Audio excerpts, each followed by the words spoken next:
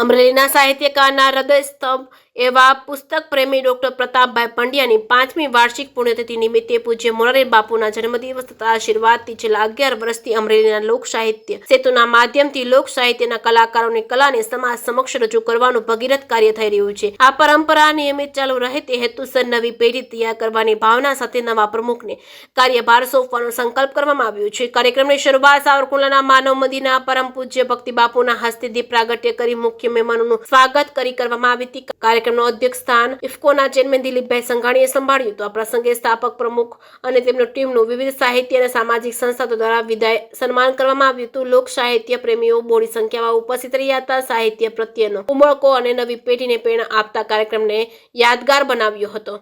જેકે સિંહ ગુજરાતી સાથે જૈનિક સુજિત્રા અમરેલી। હિતેશ મહેતા અમરેલી લોક સાહિત્ય સેતુના પ્રમુખ।